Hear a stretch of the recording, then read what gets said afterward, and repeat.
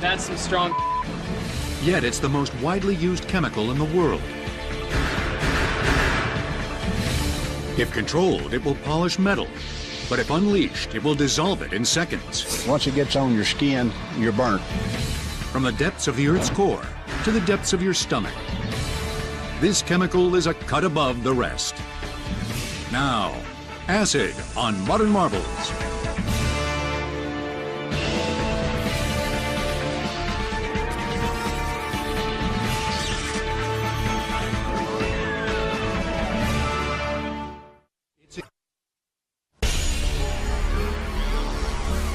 Each year, the United States manufactures approximately 100 million tons of acid. That's equal to a daily production of 2 pounds per person for an entire year. What's all that acid used for? Just about everything. Many of the things that you touch and see every day have used acid in their manufacture. Plastics, films, textiles, fertilizers. It's hard to imagine a thing that hadn't had an acid used in its production at some point. Yet, despite all the products acid helps to create, this essential chemical of industry is equally prized because it can destroy. One of the most widespread and dangerous acids is nitric acid. The U.S. produces 8 million tons a year, and it's the primary catalyst in the 3 million tons of explosives detonated annually in North America, mainly in the form of ammonium nitrate fuel oil, or ANFO. Nitric acid, in its concentrated form, is one of the most powerful oxidizing acids that there is. Nitric acid is the engine that powers the explosion. When nitric acid reacts with a substance like glycerin, its nitrogen oxide atoms attach to the newly formed material, nitroglycerin. During detonation, the nitrate molecules steal electrons, causing a rapid decomposition that generates gas and heat.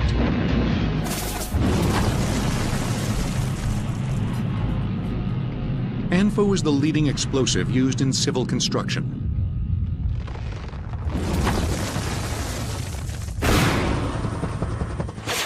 For military explosives, it's RDX.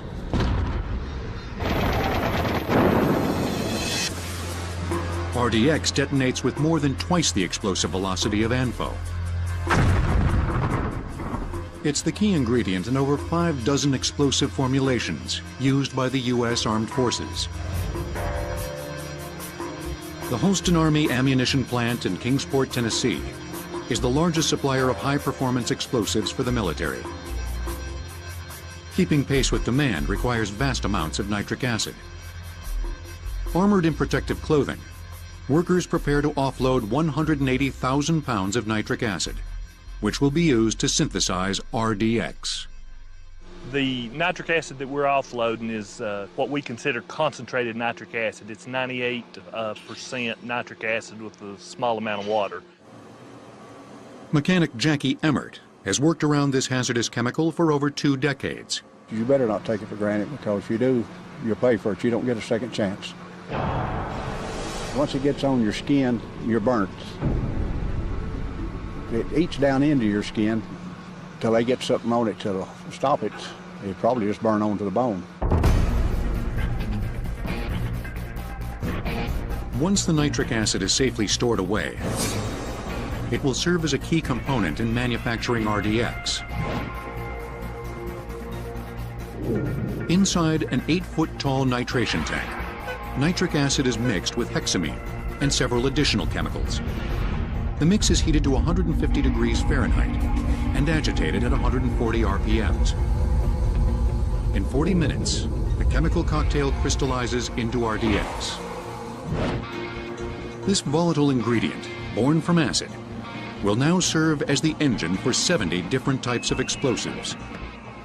Mixing RDX with molten TNT produces composition B4, an explosive used to detonate minefields.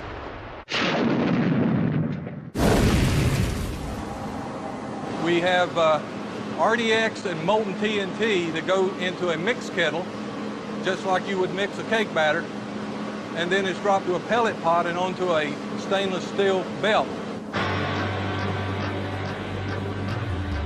The explosive cocktail exits the pellet pot at 226 degrees Fahrenheit and travels through cold water, which solidifies the material. It then falls into a collection bin, looking more like peanut brittle minus the peanuts than a deadly explosive.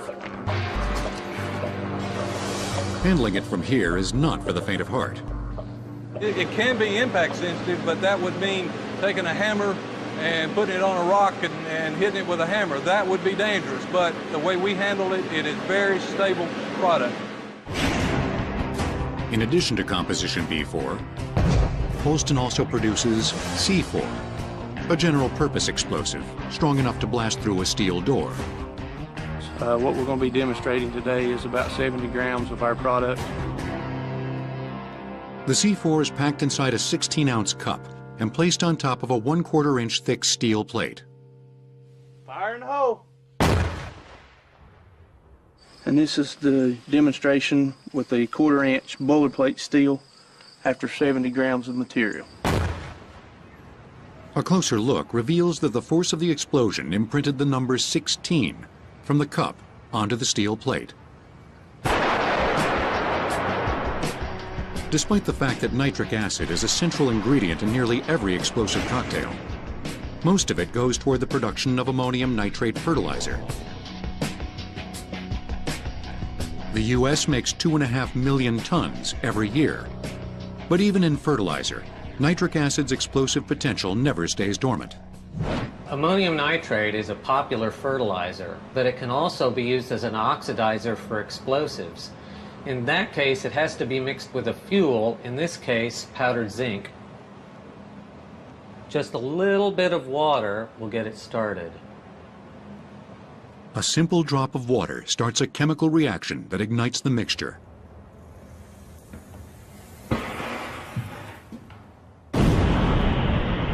In 1947, nitric acid's volatility triggered disaster. It happened in Texas City, Texas. The port city was nearly leveled when a freighter packed with ammonium nitrate fertilizer exploded. In those days, it was unknown what a violent explosive ammonium nitrate could be, and so in the same cargo ship, they had shipments of small arm ammunition and other flammable materials. The small arms ammunition went off in a fire, which then detonated ammonium nitrate to catastrophic results. 581 people were killed, and another 5,000 were injured.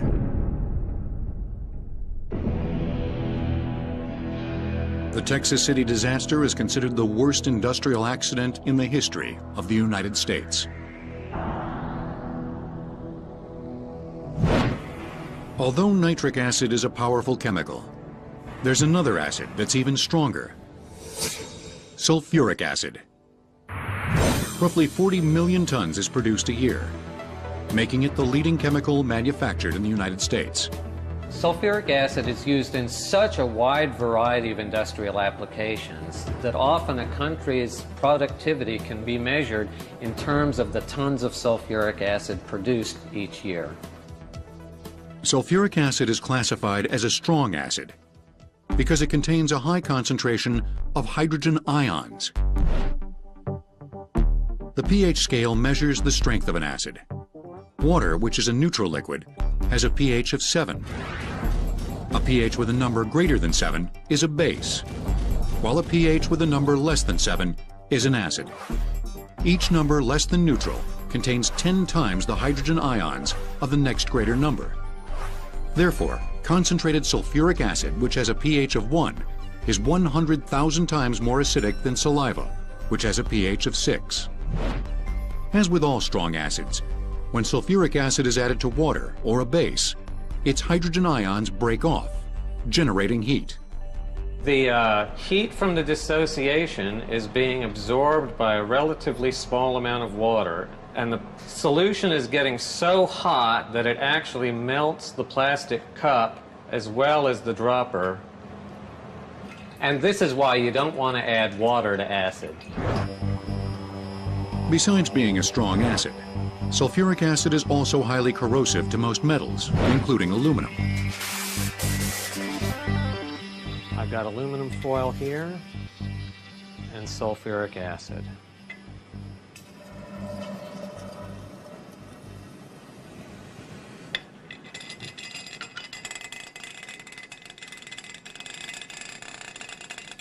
The fog that's coming off here is actually steam that's being generated as the reaction proceeds.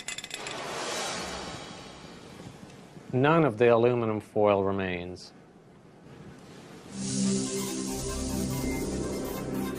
Sulfuric acid is also a powerful dehydrator, capable of drawing the moisture out of substances such as sugar. What we're seeing here, after the sugar has lost its water, all that's left is carbon, and it rises out of the beaker as a solid ash. If a single drop of sulfuric acid gets on your skin, it will treat you just like it does sugar, by absorbing the skin's moisture, which in turn generates heat. Not so sweet.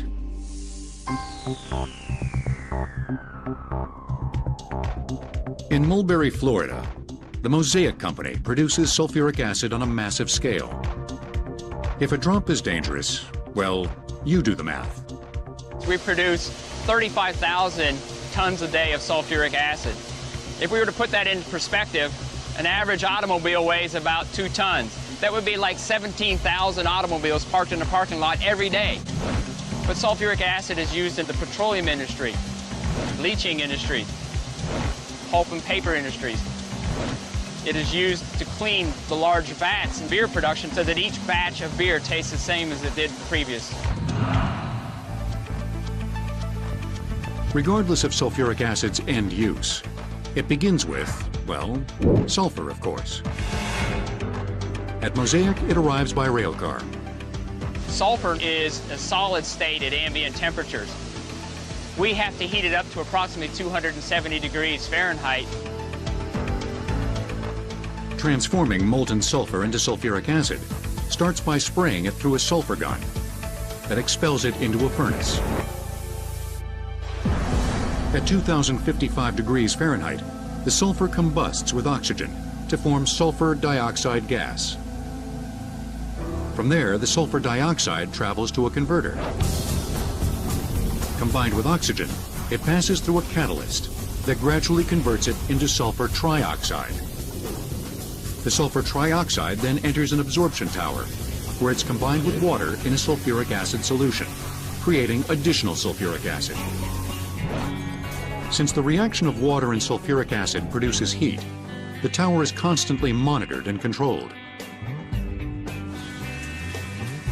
Mosaic circulates 40,000 gallons of cold water per minute to keep the tower operating at a safe and efficient temperature. We have a cooling system here behind me that's referred to as a cooling tower, and it allows water to evaporate and cool the water, which is then recirculated back to the plant and used to cool the acid. After the sulfuric acid is produced, operators wearing acid-resistant suits discharge it into trucks. The acid is then distributed to various satellite plants to make fertilizer. Although a powerful corrosive, at 98.5% concentration, sulfuric acid is powerless against the stainless steel enclosure of the truck. Whether you're transporting it in an acid-resistant metal cage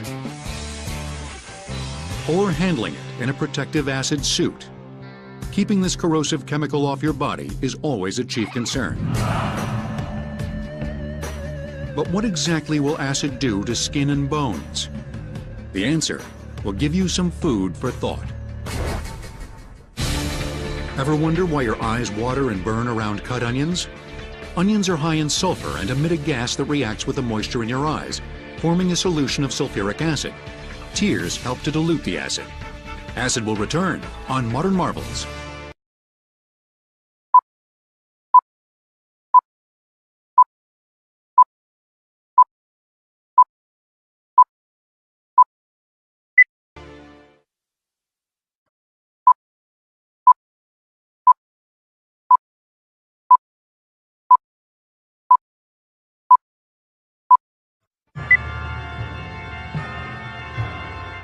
While an acid's ability to dissolve metal is a simple rule of science, in Hollywood, flesh-eating acid is a product of science fiction. So how long does it take for acid to dissolve a body? Everyone wonders what it would be like to fall into a vat of acid. What I have here is 37% hydrochloric acid, which is as concentrated as hydrochloric acid gets. As a stand-in for the body, I've got a hot dog and a chicken bone. After 6 hours, we're starting to see some action. The bone is starting to get rather floppy, and the hot dog has fallen to pieces. After 9 hours, the hot dog is nowhere to be found, and the bone is in pretty sad shape. So after 9 hours in hydrochloric acid, your body is going to be completely disintegrated. Fortunately for you, the fumes would have killed you long before that. Hydrochloric acid, albeit a dilute concentration, is the same acid the stomach makes to dissolve food. It's also the acid that's a key step in making the ubiquitous substance gelatin, a tasteless protein that puts the gel in Jell-O. The Eastman Gelatin Corporation, located in Peabody, Massachusetts, has been making gelatin for nearly a century. Getting to the bare bones of the process starts with just that: bones. Each of the rail cars that comes into the plant contains about 200,000 pounds of bone. The bone is being unloaded from a rail car. It goes through a sifter, which has some screens of different sizes, and we move the very fine material we call bone meal. The larger pieces of bone go into a storage bin. Each bin holds roughly 500,000 pounds of bone, leftovers from roughly 41,000 head of cattle. After the bone is stored, it's ready for a lift. An electric crane glides over the bin, scooping up 1,500 pounds of bone and dumping it into a vat.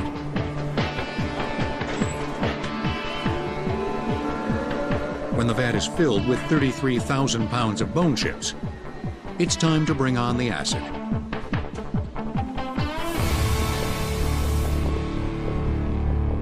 We use hydrochloric acid because it reacts very effectively with the bone.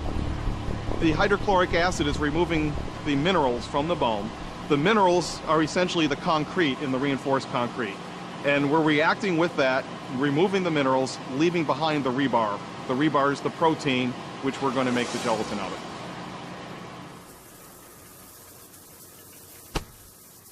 It's a variable process that requires some old-school methods. A stick test helps determine whether the bone is ready for the next step. The bone that has been demineralized is not as dense. The stick can push its way down through it. So that's our way of telling how much of the bone has been demineralized. After the acid demineralizes the bone is transferred to a lime bath. Here, lime finishes the job of breaking down the collagen proteins that have been exposed by the hydrochloric acid. The bone is then washed and pumped into an extraction vat for gelatin removal. What I'm holding in my hand here is essentially what I call the rebar. So we've removed the minerals to get the concrete out of the way, and what we're left with is just the protein. The gelatin is extracted in a hot water solution and pumped through an extruder, falling onto a conveyor looking like wet spaghetti noodles.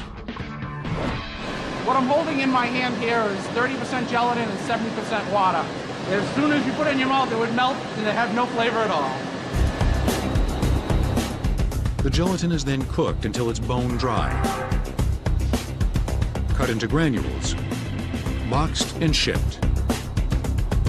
From this point on, it can be used in a variety of different products, including film emulsions, pharmaceuticals, golf balls, and foods. Bon appetit. While gelatin's lack of flavor makes it a valued food additive, acid's sour flavor makes it a prized food ingredient. Before me, I have a range of acidic materials that we consume every day.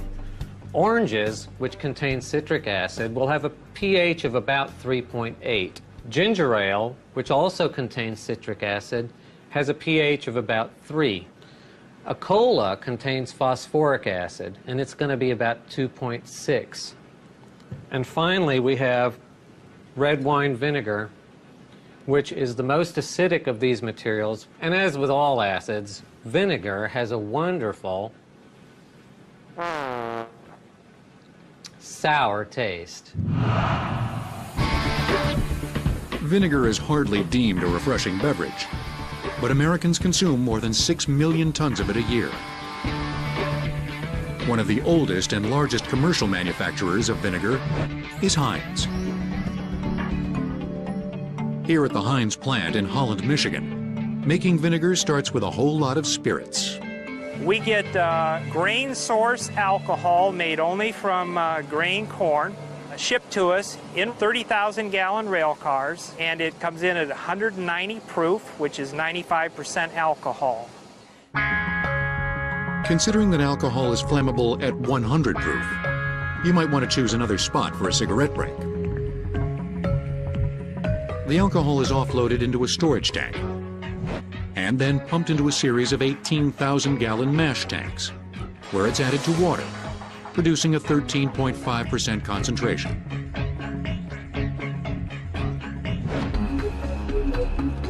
The next step is adding a mix of nutrients to the mash that will help promote the growth of a little friend that plays a big part in making vinegar: Acetobacter. Acetobacter is a microorganism, and the metabolism and growth of that organism is what facilitates the oxidation of alcohol to acetic acid. We must provide the nutrients so that the bacteria have sufficient nutrition to grow. With the nutrients mixed, the mash solution is pumped to an acetator, where the final ingredient needed to make vinegar is added: oxygen. Inside the temperature-controlled acetator, a propeller spinning at 3,600 RPMs draws in oxygen through a charcoal filter and disperses it throughout the solution. A healthy supply of O2 combined with the nutrients propagates the growth of Acetobacter. After 18 to 22 hours, the Acetobacter converts the 13.5% alcohol into 13.5% acetic acid. After the tank is discharged, it's diluted further to 5% acetic acid. A few flavoring ingredients are added, and the acidic solution is bottled as household vinegar. Because vinegar holds an infinite shelf life, it's been a prized food preservative for centuries. But vinegar is only one of a multitude of vinegar-based products made at Heinz. Serving as an ingredient, vinegar turns the humble cucumber into a pickle and adds a sour flavor to marinades, salad dressings, and ketchup. While Heinz satisfies our appetite for acidic food, this green goo acidic brew has an appetite for metal, and it's about to be unleashed. In antiquity, Romans mixed acetic acid in lead pots, creating a sweet drink known as sugar of lead. Consuming it resulted in lead poisoning. Acid will return on Modern Marvels.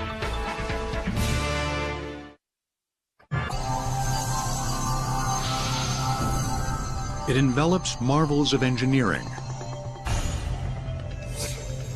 Yet before it embodies its signature sheen, it can appear dull and porous. But soak it in a corrosive cocktail of strong acid. Hit it with a jolt of electricity, and you've got a recipe that'll take the stain right out of steel. The process is called electropolishing. But while stainless steel is aesthetically pleasing, it's also corrosion resistant. Making it that way is a process called passivation. Passivation is the definition of removing impurities and making the stainless steel clean, like sterile. However, sterile is defined and only temporary, like a Band-Aid is sterile until you unwrap the package. Passivation is defined as permanently sterile. Although just 21 years old, Dustin Kalina owns one of the largest electropolishing companies in the southeast United States, Albright Electropolishing. By passivating stainless steel, Albright provides an essential tool for any industry that demands sterilization, even the tattoo industry. Right here we have tattoo tips. It looks dull right now because it's been machined. Electropolishing will make it shiny and clean. Electropolishing tips for tattoo guns starts with carefully placing them on a rack of razor-sharp spikes. So we call this a ninja tree, and as you can see, we just kind of pinch these together and put smaller parts on here. These are obviously pretty sharp. If you make any sudden movements and you're not aware that it's there, it can hurt you pretty bad. Although not as dangerous as working around a 900-gallon tank of concentrated acid, racking tattoo tips is a close second. They'll get going pretty fast, and next thing you know, you turn around and you got your elbow stuck to one of these. After the tattoo tips are placed on the ninja tree, operators begin the up and down procession of electropolishing. The first step is what we call our Diox cleaner tank. Diox cleaner is used to remove the organics from the part. Oils, grease, weld discoloration. Once it's out of that Diox cleaner, it goes into our electropolishing baths. Stored inside a plastic-lined 900-gallon tank is a mixture of sulfuric and phosphoric acid. If you fell into it, it would burn you severely, but it's the key ingredient behind Albright's electropolishing prowess. The viscosity is almost the same as milk, but it's actually green. So our rule is if it's green, don't touch it. Now to demonstrate the concentration of this acid, what I'm gonna do now is pour in a base and show you how violently it reacts.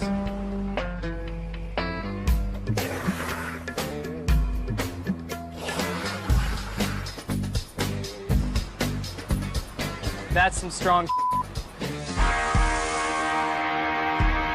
During electropolishing, two copper bars, one holding stainless steel parts and the other holding a series of copper plates, are immersed at opposite ends of the acid tank. A 20-volt DC current passes through the acid, which acts as an electrolyte to distribute electricity through the tank.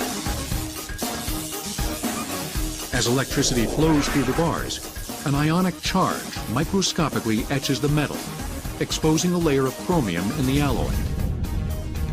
The acid reacts with the chromium to form a protective layer of chromium oxide that passivates the stainless steel. Here's an example of the tattoo tips that we had before we ran in the electropolishing, and after the process you can see the dramatic difference in the shine, the luster of the part. So not only does it look great, but it has the very important properties of passivation, keeping it clean. Albright houses one of the largest acid tanks in America. And while Albright's acid is green, so is its method of recycling it. What we add is a chemical called Profix. Now, it may smell like dead fish, but it actually does serve a great purpose. What it does is when we introduce it into our acids of sulfuric and phosphoric acids, it actually separates all the metal salts from electropolishing. And what it does is it solidifies those metal salts so that it can be sucked into our filters, then removed, thus cleaning our acid baths. While Albright has found a way to recycle its acid, Heraeus Metal Processing in Santa Fe Springs, California, uses acid to recycle gold, silver, and platinum from spent parts that would otherwise be cast away.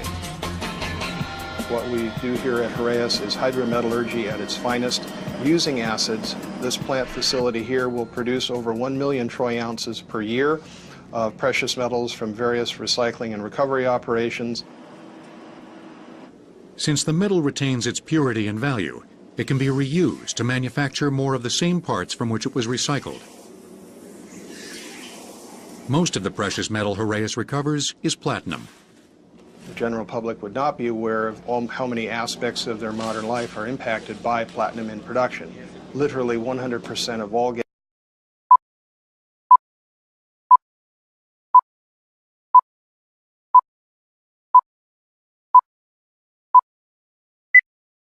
gasoline and all jet fuel in the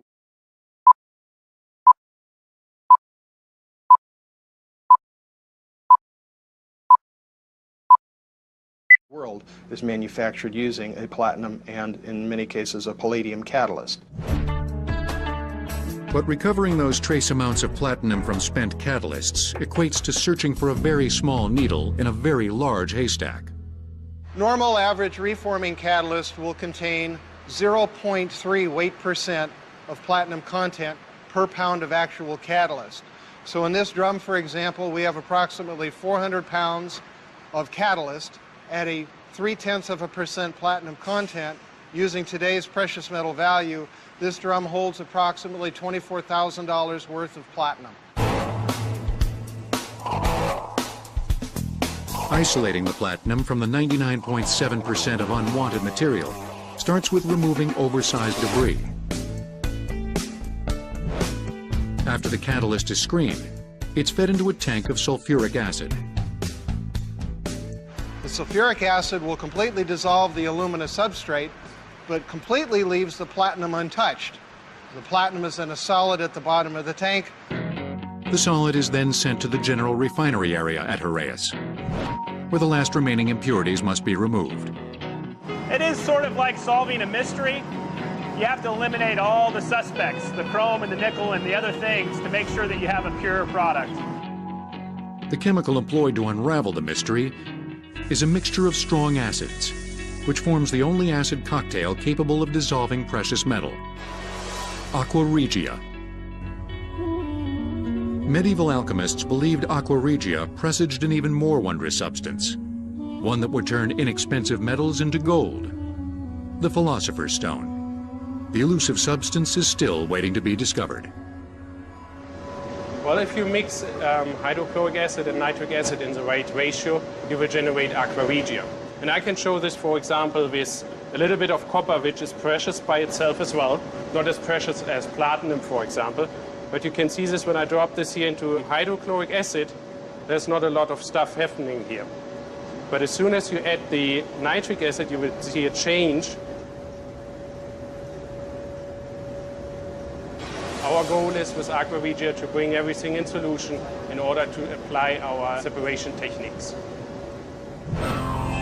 During separation, the pure platinum metal at this stage looks more like cheese sauce than a precious metal. Well, to me, this is beautiful material. It's nice, brilliant yellow. What's in this vat right now represents about $3 million worth of pure platinum.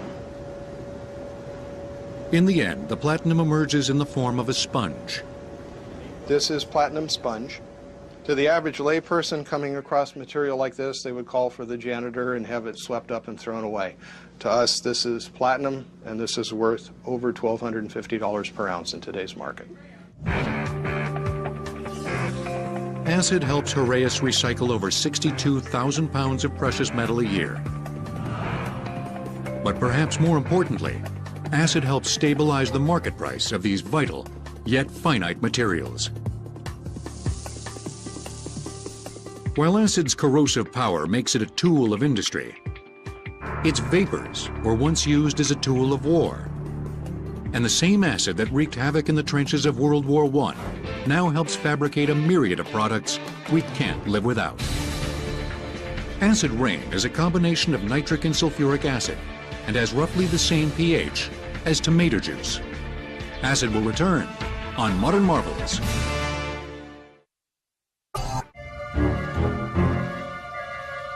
One of acid's most distinctive traits is its ability to dissolve metal. Just ask Ripley. But acids can have a finicky palate when it comes to digesting it. Since 1983, American pennies have actually been made out of zinc, which you can see if you file the copper plating away. What I've got here are pennies that are filed away on one side to expose the zinc, while on the other side they remain copper. While nitric acid dissolves the entire penny, the hydrochloric acid only absorbs the zinc. But in the nitric acid beaker, there's nothing left of the penny, while in the hydrochloric acid, It appears that the penny remains, but this is only the thin copper shell from one side of the penny. The remnant of the penny is paper thin. Photofab, based in Chicago, harnesses the largely indiscriminate appetite of ferric chloride acid to etch a wide assortment of metal. From cell phone motherboards to radio frequency shields to ultrafine filters, acid-etched parts typically work behind the scenes. Others are right in front of your face, like your dashboard instrument panel. Etching metal takes some pretty nasty acid, but it starts with making the metal acid-resistant. We take the sheets of metal that we've cleaned, laminate them with photoresist, which is a light-sensitive, acid-resistant polymer. We apply it at 35 pounds per square inch of pressure between two rubber rollers at about 220 degrees Fahrenheit, and it bonds very nicely with the metal. Coated with a blue translucent polymer, the metal sheet is ready to have its picture taken. An operator lines up the familiar image of a dashboard instrument panel against both sides of the photoresist. UV light is then exposed onto the film. The light transfers the resist through the transparent areas of the film and onto the metal sheet. The film has now been exposed. The next thing we have to do within a very short period of time is develop the image.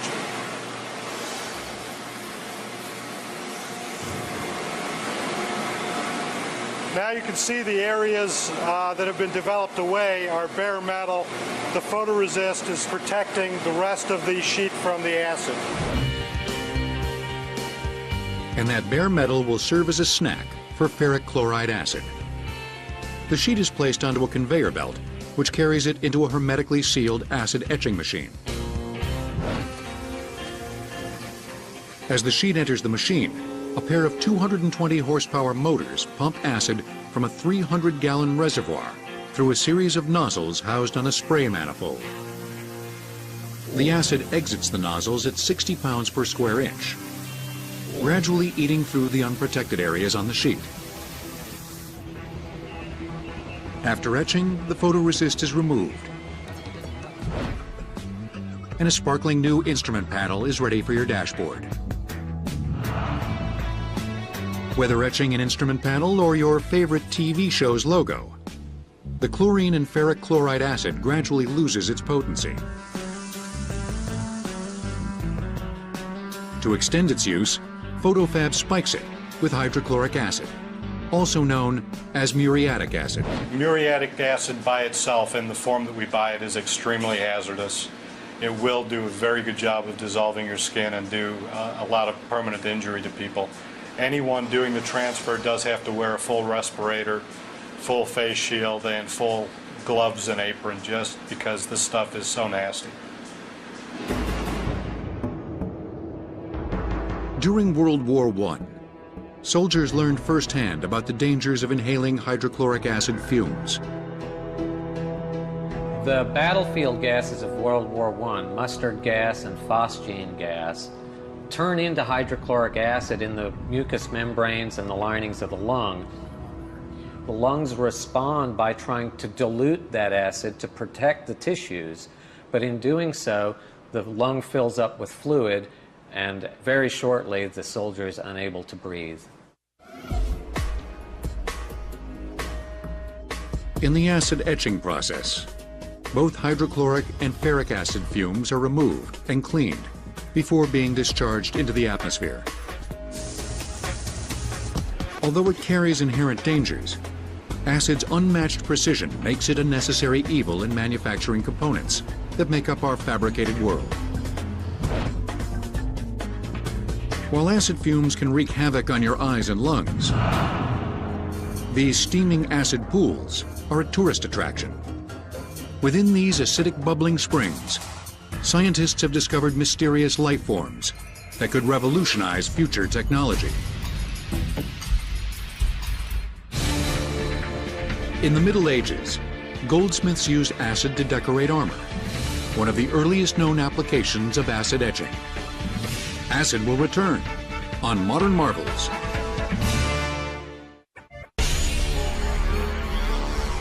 Steam rises. Pools of acid bubble and erupt. This desolate area may be one of the most inhospitable places on the planet. But this rare vestige of primordial Earth is a tourist attraction. We call it Yellowstone National Park. Within these brilliantly colored acid pools reside potential workhorses of industry. Yellowstone's acid pools lie above a magma chamber.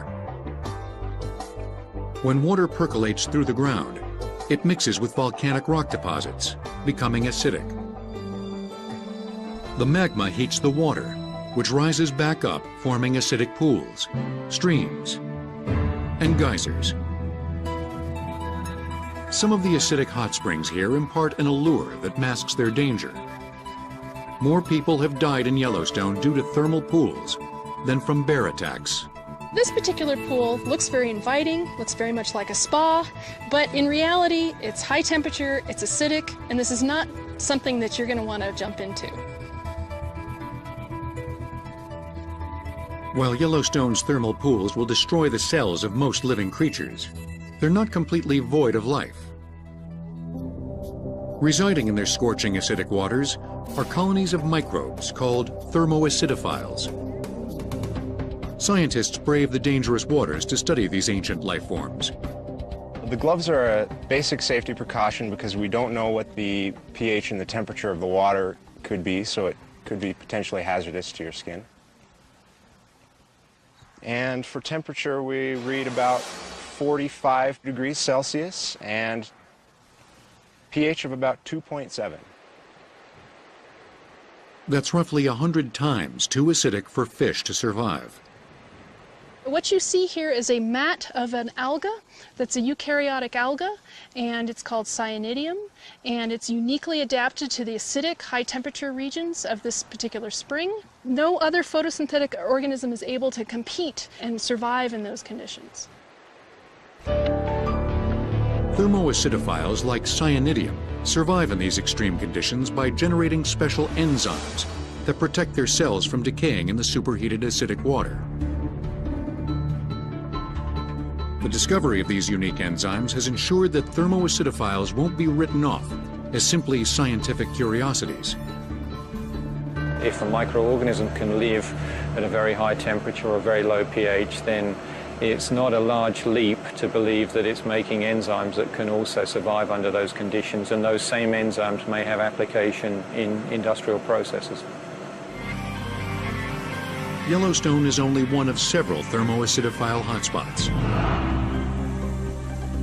So-called bioprospectors search for specialized thermoacidophile enzymes in some of the most remote places on Earth. Among the places we've looked for new enzymes is in the microorganisms that live at the bottom of the deep ocean. In that location, you have hot sulfurous gases, hydrogen sulfide, belching through fissures in the Earth's crust, generating temperatures up to 250 Fahrenheit. Living in near boiling acid, hyperthermophiles produce an enzyme that's being synthesized to produce clean-burning ethanol fuel from corn. It works on the starch molecule to break it down into smaller fragments, and the conditions under which the starch liquefaction is carried out are characteristically high temperature and low pH. While thermoacidophile enzymes may one day help pioneer a biological industrial revolution, their existence also raises questions about other extreme environments where life may exist, both here on Earth and throughout the solar system. From the steaming pools of Yellowstone to the industrial processes that mold our world, acid is perhaps the most ubiquitous chemical on the planet. By taming its dangers, mankind harnesses its gifts. Not bad for a substance that leaves a sour taste in your mouth. Ah, crap. You gotta drink.